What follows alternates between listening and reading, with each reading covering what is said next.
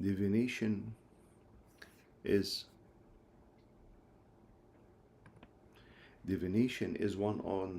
on the lips of the king. His mouth must not transgress in judgment.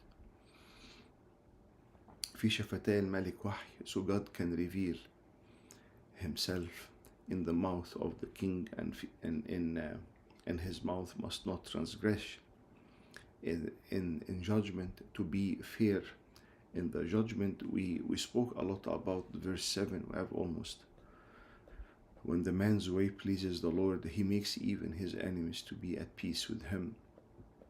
And better is a little with righteousness than vast revenues without justice. A man's heart plans his way, but the Lord directs his step.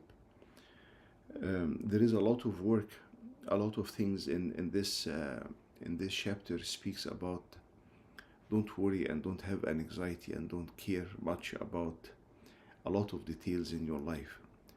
Do your part and leave it in the hands of God. The same theme keeps repeating in the first part. Preparation of the heart belongs to man, but the answer of the tongue is from the Lord. All the ways of man are pure in his own eyes, but the Lord weighs the spirit. So the first part is in this theme: have peace, don't worry, give everything to the hands of the Lord. Do not panic. Do not. You do your part, and God will cover whatever is coming. Better is a little with righteousness than vast revenues with justice. Without justice, a man's heart plans his way, but the Lord directs his step. Plan your way. Put everything in your hands, in the hands of the Lord. If you need to study. If you need to do market research, do market research. If you need to visit the homes, visit the home. If you need to put everything in the prayers and put your plans in the prayers, no problem. But the Lord directs his step. If you want to propose to this person, this girl in your life, a man's heart plans his way. You do the planning, put it in the hands of God, and the Lord will direct your step, will open the doors, will close the doors, will send you people to help you out. And don't worry, it's not happening. Will it happen? It's not going to happen. He will direct your ways. والرب في قلب الإنسان يفكر في طريقه والرب يهدي خطواته. In verse 9, it's a beautiful Bible verse that you plan, you try to do whatever you can, and have peace and have comfort in the heart that, you know what, God is going to direct my path. I direct my steps. Verse 11, honest weights and scales are the Lord's, and the weights in the bag are his work.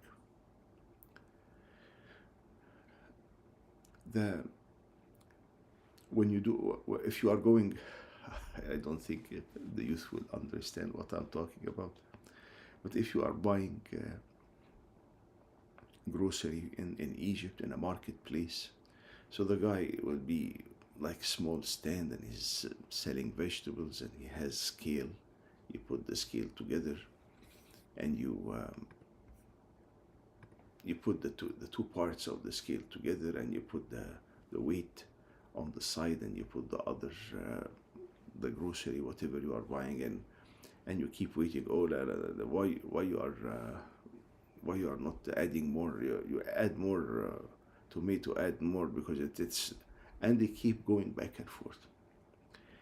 The guy will remove part of the weights, like the small weight of 1 kilogram or 1 pound, and the direction will be, each one wants to win. Each one, the person who's buying groceries wants to put more groceries, and the one who is selling doesn't want to lose money. So honest weights and scales are the Lord's. And there are many people, while I grew up, many people are tricking in the weight and in the scale. The whole idea is to trick to make more money. So I will trick the people, and the people wants to trick me, and here a lot of tension. Honest weights and scales are the Lord's. It is not in the weight and the scale that people are doing business with, or the transaction, but it is in the heart, it is in the life, it is in the decisions. Are you honest and fair? Are you, you don't take something that is not yours. There was a story of a man working in Israel. He's a Palestinian working in Israel. He got injured, and the borders was closed, and he couldn't go back to Israel to continue his job. And he stayed in his home for 6 months injured. And he was working for a Jewish guy. And after the 6 months, the borders opened, and the Jewish guy reached out to the Palestinian guy and told him, I'm sorry about your injury, and I'm looking forward to see you. I have all the money, your money, all the workers' comp, and all the interest of the money that I owe you in the last 6 months. I heard this story from someone who involved in so firsthand. He told them, I've been waiting for you. The Jewish man is telling the Palestinian, I've been waiting for you. I have your money. I have the interest of the money for all this 6 months. This is the same case with everyone? Definitely not. But honest weights and scales are the Lord's. It belongs to God. So don't cheat. Don't say, you know what, this is when people are working in cars, they have a big problem here. All the weights in the bag are his work. So does the car has any problem? No, it's working perfectly fine.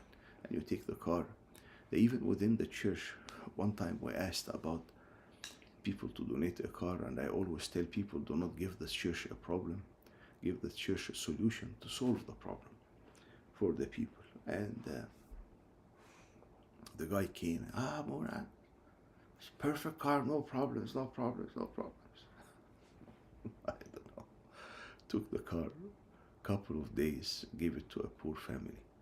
Couple of days problems and changing in the motor. And honest weights and scales are the Lord's, because you have to live this life. If there is something you are selling that has a problem, say it has a problem.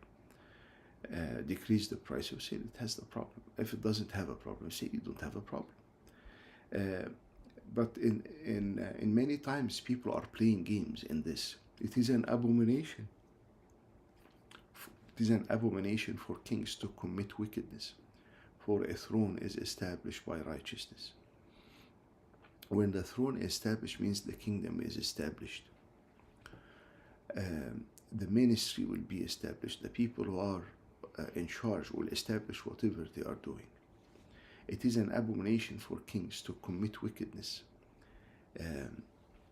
When people who are in charge and they are wicked and they are doing wrong decisions, evil decisions, for the throne is established by righteousness. This means that this kingdom or this business or this, it is not going to last. But Abuna, there is a lot of people stealing, and everything is working fine with them. For a while, yes. For a while. For the throne is established by righteousness. The business will be established by righteousness. The homes will be established by righteousness. You cannot be a head of the home, a mom or a dad, and you should portray the image of Christ, and you are lying in the phone, and you are cutting corners, and you are smoking, and you are drinking, and you are getting drunk, and you are inviting wrong people to your home, and you are causing all of this stuff. So for the throne is established by righteousness. Al-Kursi yuthabbat bil-bir. The throne of kings will be established by righteousness, and everything you do through righteousness, through the fear of God, through honesty, through integrity, it will be established, and it will take time, but it will be established. Verse 13. Righteous lips are the delight of kings, and they love him who speaks that what is right. As messengers of death is the king's wrath, but a wise man will appease it. In the light of the king's face is life, and his favor is like a cloud of the later rain. So here he keeps speaking about the king.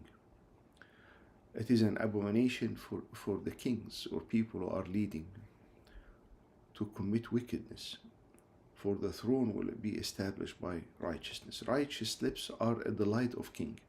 When you have someone who is saying the truth, this is the best thing ever. Especially in commotion, especially in stuff that you don't know what is really going on. There was a little Coptic kid whom the principal loved so much in elementary school, because every time he asks him, all the kids are lying. So commotion in the playground, kids are fighting together, and the principal will go outside of his office, search for this Coptic kid.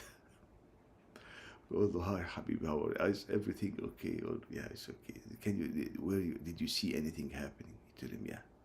What happened? He takes him on the side, he tells him the whole story. Righteous lips are the light of kings. It's not only the kings. When people are saying the truth, it sets you free, because your mind doesn't go, oh, he did this, no, she did this, who did this, who did that, and you go and you don't know what is really going on, and playing games and changing words and changing scenarios, changing narratives and lying. And righteous lips are the light of kings. When people are righteous, when they are saying the truth, it brings a lot of joy to the hearts of people who are around you. And they love him who speaks what is right. And the person who speaks truth is loved by those who are around him, because I'm not saying the truth doesn't mean being aggressive. Saying the truth doesn't mean yelling and oh la la wara warfa ayno. I tell the person who doesn't have an eye, you don't have an eye in his face. It is in kindness. It is in the role model of saying the truth in a calm way or in an appropriate way. Is the Lord speaking to the woman caught in the sinful act, and he didn't, and they are coming to bringing her red-handed and telling the Lord. Moses said that she should be stoned. Yeah, the truth is, yes, she should be stoned. But what did the Lord do? We know the story. He wrote down on the ground with his finger 2 times. Then the people, he told them, the one who is without sin of you, let him stone her first. People started leaving. And he told the woman, have anyone judged you? And she said no. And he told her, and I am not judging you. Go sin no more. Go sin no more. Go in peace and sin no more. The Lord did not tell her you didn't do anything wrong, because what she did was a sin, a sexual immoral sin. There is no doubt about it, whether it is a sin or not. But he did not judge her, and he did not justify her. He told her, I am not judging you, and sin no more. Go and sin no more. So he called what she did as sin, but in a compassionate way. So saying the truth is an important strategy of living our life. But ask God, give me to say the truth in wisdom. Give me this to say the truth with compassion, with love, with caring. A messenger of the death is the king's wrath. When the king is very angry, as if it is messenger or someone who is sending a message of death, like what happened in the story of John the Baptist. It was not the king's wrath, but it was the king's over-promising and promising something that he has no control over. But a wise man will appease it. When the king is very angry, like Nebuchadnezzar was going crazy, it's a message of death, but the righteous the wise man will appease it, or will reach out to the king and reason with him, and he will understand. In the light of the king's face is life, and his favor is like a cloud of the latter rain. When you see the face of the king and you have his approval, this brings a lot of joy and a lot of easy life for you. How much better to get wisdom than gold, and to get understanding is to be chosen rather than silver. How much better if you put gold and diamond and silver in a box in front of a kid, and candy in a different box. What the kid will take the candy, doesn't care about the expensive stuff, doesn't know its value. How much better to get wisdom than gold? If you have a choice between making more money and wisdom, it is wisdom. Have a choice of getting cutting corner and getting a promotion in your work, or live a righteous life. Seek the righteous life and wisdom. Value wisdom more than precious things, because in the hard time in life, wisdom will save you. And to get understanding is to be chosen rather than silver, is to understand and to comprehend what people are saying. I was reading a book about communication skills. It's a very nice book called Super Communicators.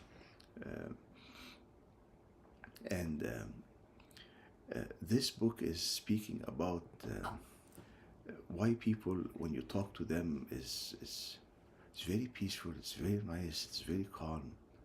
You feel that they listen to you, and some people, you just talk few sentences and things get really upset, and you say, "Oh, I don't want to talk to this person, I don't want to see this person," and unfolds deeply in this path, in what are the right things people are doing. How much better to get an understanding is to be chosen rather than silver. In this book, it's not a spiritual book, but in this book it speaks about how, when you seek to understand what is really going on in this conversation that you have with the other person, whatever is the person, and giving tons of stories of people in the CIA, people in the government, people in the sports athletes, many things. Seeking understanding. When you understand, seek to understand more than to be understood. Seek to be understanding more than to be understood. And when you understand the person, then you build a stronger relationship with the person, and the person will be, "Oh, she got what I was telling her. Okay, so what are you saying? Can you tell me more?" And things will change. In verse 17 and 18, the highway of the upright is to depart from evil. He who keeps his way preserves his soul. Pride goes before destruction, and a haughty spirit before a fall. Better to be of a humble spirit with the lowly than to divide the spoil with the proud. the highway of the upright is to depart from evil. The highway is the strategy. Someone who's upright will depart from evil. I know this text message on Friday night that I will receive from this friend, where this is going to lead, and I will pick you up and we will go. The highway of the upright is to depart from evil. I know that when we go with this group to the beach, that a lot of bad stuff is happening. The highway of the upright is to depart from evil. I go to this party, the highway of the upright is to depart from evil.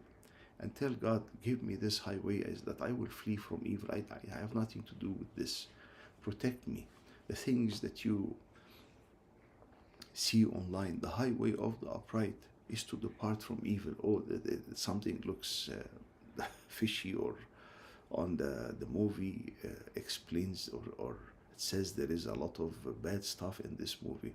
The highway of the upright departs from evil. Departs. I don't need to be there. He who keeps his way preserves his soul. When you keep your way away from evil, you are preserving your soul. You are moving in the path of salvation. Pride goes before destruction, and a haughty spirit before a fall. قبل الكسر الكبرياء قبل السقوط تشامخ الروح. Pride goes before destruction. You know that there is a statistics about all championships. So the best team in soccer, the best team in basketball, the best team in the world. So they reach the top. They are proud of themselves. They have done super good job, and they are full of themselves. The next season, going down. Many statistics about going down, and players going down. Pride goes before destruction. When we are full of ourselves and we have pride, I have done this, I'm the smartest in the class because I got this score, I'm the best Abuna ever. This is where destruction starts. A haughty spirit before a fall. قبل الكسر الكبرياء. You want before destruction. Pride goes before destruction. Keep it in mind. Pride goes before. If I am falling in pride, this will be the path of destruction, or the path of loss, or the path of this. Everything will be destroyed. Pride goes before destruction, and a haughty spirit before a fall. Better to be of a humble spirit with the lowly than to divide spoil with the proud. Better to be of a humble spirit with the lowly. Better to humble yourself with people who are not that rich, than to divide a spoil with the proud. And then when someone was prideful and you are dividing a spoil after a war or after something, there will be a lot of tension and fighting back and forth.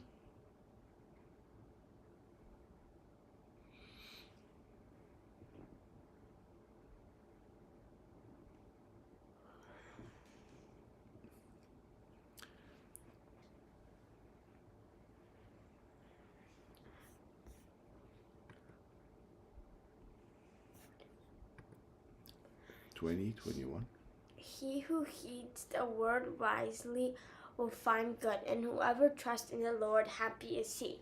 The wise in heart will be called prudent, and sweetness of the lips increase learning.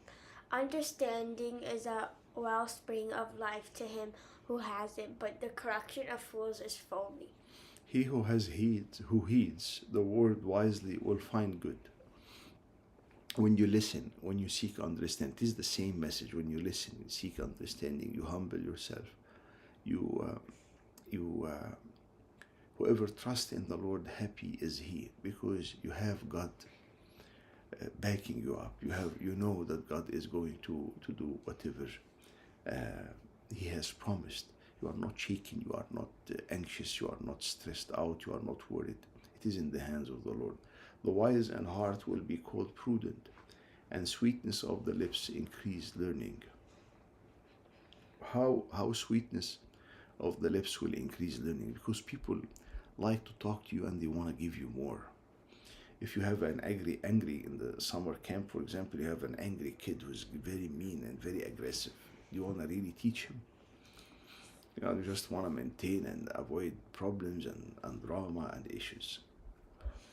But sweetness of the lips increase learning, increase the ability to learn, and the passion of the people around you to learn or to teach you. And also, when you are speaking sweet, your mind is clear. You know that they have research about brain research that the more people are angry, resentful, complaining, the mind is the mind is releasing. I don't know. It's releasing. There is pathways in the brain, in the neuroplasticity of the brain, that cause more negative things to happen. That less pleasure hormone will be released in the mind. Less feeling good will be released in the mind. So when you are complaining, when you are aggressive, when you are comparing with others, when you pick on the mistakes of others, and you keep in this cycle, the brain is not in its best performance. The performance is going down. No clarity, no understanding, lack of more performance, or less performance, and you are not able to think. Gratitude, positivity, appreciation, smile. Sometimes they did also another research about just when you don't like, there is something that you don't like, and you make a smile, just a fake smile. Stand in front of the mirror and just say, your mood will change. Just a fake smile, because the body does not register, the brain does not register. The brain, when you are doing like this, the brain registers this is a down mode, so let us go down. When you are smiling, even if you don't mean it, you will outsmart your brain, or you will trick your brain to move in. So Abuna, you are asking us to be fake? I'm not asking you to be fake, I'm just telling you that when it says the sweetness of the lips increase learning, there is a science behind this Bible verse. When you are nice, when you are kind, when you are joyful, you will be joyful. People will treat with you in a nice way. Your mind is more clear, is more alert, is more able to. When you are criticizing, putting things down, aggressive, yelling, the mind is not able to operate. Performance of the mind is down, and you are not able to comprehend. Understanding is a wellspring of life of him who has it, but the correction of the fool is folly. The correction of the fool is folly. This is a tough Bible verse where sometimes people, when you keep correcting, we are ending nowhere, and there is no change in behavior. The heart of the wise teaches his mouth, and adds learning to his lips. It is the same idea of the sweet and sweetness of the lips increase learning. In verse 23, the heart of the wise teaches his mouth, and adds learning to his lips. When the mind is seeking wisdom and seeking understanding and seeking, can you explain this to me? I didn't get it. Can you tell me more about this concept of the church, of the intercession of the saints, or the Holy Trinity? When you seek really the knowledge, the heart of the wise teaches his mouth, and adds learning to his lips, because from the seeking wisdom and understanding, you will be able to speak and explain. Pleasant words are like a honeycomb, sweetness to the soul and health to the bones. When you speak, there is when you speak in a nice way, when you speak in a pleasant words, when your words are not harsh, it's like a honeycomb. It's very sweet. It gives comfort. People enjoy it, and there is no wonder why people have a nice or pleasant words. Others love them so much. Where people are harsh and aggressive, others are trying to avoid them. There is a way that seems right to a man, but its end is the way of death. We'll stop at verse 24. Next time we'll continue from verse 25. But a quick solution for verse 25. The last psalm in the Akbeh, in the prayer, in the first hour prayer. آخر مزمور في باكر. The last psalm, and they call it, one of the names of this psalm is the GPS, guidance. There is a way that seems right to a man, but its end is the way of death. So, okay, which way should I go? Till we meet next week. Pray the last psalm in the first hour to know which way should you go. In the name of the Father, and the Son, and the Holy Spirit, one God. Amen. Let us pray together.